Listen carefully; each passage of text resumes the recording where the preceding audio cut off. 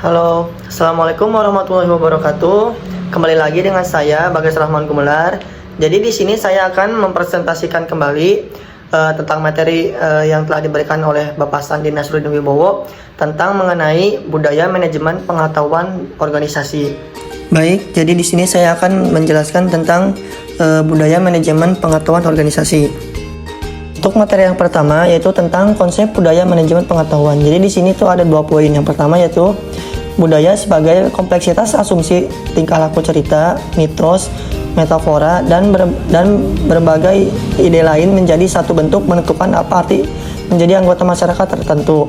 Yang kedua, budaya adalah pola suasana, material, atau semua perilaku yang sudah diadopsi masyarakat sebagai cara tradisional sebagai pemecahan masalah anggotanya. Sedangkan sudut pandang budaya, yang pertama yaitu budaya merupakan produk konteks pasar di tempat organisasi beroperasi, peraturan yang menekan, dan sebagainya. Yang kedua, budaya merupakan produk struktur dan fungsi yang ada dalam organisasi. Misal, organisasi yang tersentralisasi berbeda dengan organisasi yang terdesentralisasi. Yang ketiga, budaya merupakan produk sikap orang dalam pekerjaan mereka. Hal ini berarti produk perjanjian psikologi antara individu dan organisasi. Manajemen mencakup 5 hal. Yang pertama, mengkoordinasikan SDM, material, dan keuangan ke arah tercapainya tujuan organisasi yang efektif dan efisien. Yang kedua, menghubungkan organisasi dengan lingkungan luar dan menanggapi kebutuhan masyarakat. Yang ketiga, mengembangkan iklim organisasi di mana orang dapat mengejar sasaran perseorangan dan sasaran bersama. Yang keempat, melaksanakan fungsi tertentu yang dapat diterapkan, seperti menentukan sasaran, merencanakan, merakit sumber daya, mengorganisir, dan melaksanakan dan mengawasi.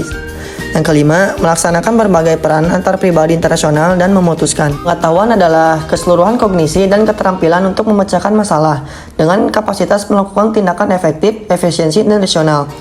Budaya manajemen pengetahuan menggabungkan ketiga konsep budaya, manajemen, dan pengetahuan. Secara konseptual, budaya manajemen pengetahuan bertolak dari anggapan dasar. Hofstede dalam Draha berpendapat anggaran dasar. Budaya adalah kolektif mental program, jadi budaya dapat diprogramkan atau dimanajemeni.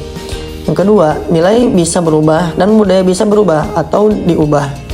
Selanjutnya di sini ada beberapa daftar pertanyaan yang bisa diajukan. Di antaranya yaitu yang pertama, apa yang dilakukan untuk maju dalam perusahaan ini? Yang kedua, tipe orang macam apa yang berhasil di sini? Yang ketiga, apa yang dilakukan untuk mengorbankan semangat kerja di sini? Yang keempat, tipe orang macam apa yang berprestasi buruk di sini? Dan yang kelima, peristiwa apa yang paling penting dalam sejarah perusahaan ini? Dan masih banyak yang lainnya. Selanjutnya di sini ada materi tentang manajemen pengetahuan berpusat pada manusia.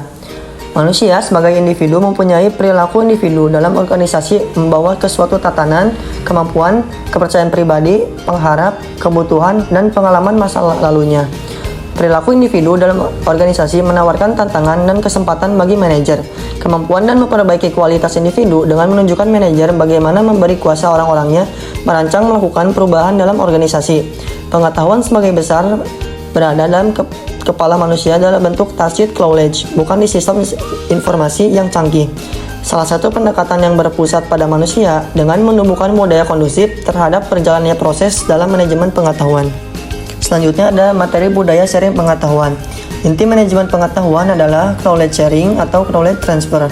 Karena melalui knowledge sharing terjadi peningkatan nilai dari pengetahuan yang dimiliki perusahaan. Seseorang yang melakukan knowledge sharing tidak akan kehabisan pengetahuan yang dimilikinya, tetapi justru melipat gandakan nilai dari pengetahuan bila sudah dimiliki dapat dimanfaatkan banyak orang. Budaya knowledge sharing merupakan budaya yang perlu ditumbuhkan dan dirangsang dalam perusahaan yang ingin menerapkan manajemen pengetahuan efektif. Di sini ada beberapa unsur budaya sharing pengetahuan. Yang pertama, peran kepemimpinan berupa kemampuan merumuskan visi, keterlibatan langsung, pemberian dukungan, dan advokasi. Yang kedua, budaya perusahaan yang memberi iklim kepercayaan dan keterbukaan. Yang ketiga, adanya kemauan pimpinan organisasi untuk mempromosikan knowledge sharing dan kolaborasi. Yang keempat, perusahaan menghargai knowledge, pembelajaran, dan inovasi. Yang kelima, kemampuan organisasi dalam mengeksekusi proses transformasi dengan mulus dan efektif. Selanjutnya, di sini ada gambar kerangka knowledge sharing. menstimulasi keinginan sharing, kenali dan beri reward kepada kontributor. Jadi di sini fasilitator dan sharing champion percaya kepada 3 hal, yaitu kepada peserta, media, dan yang paling utamanya itu kontributor. Selanjutnya ada peran dan fungsi budaya terhadap manajemen pengetahuan.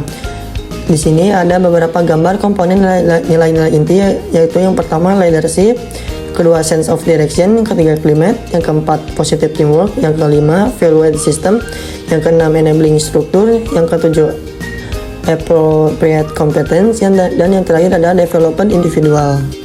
Untuk materi yang terakhir, di sini ada 7 variabel yang berpengaruh terhadap kesuksesan organisasi yang terangkum dalam 7S menurut McKinsey.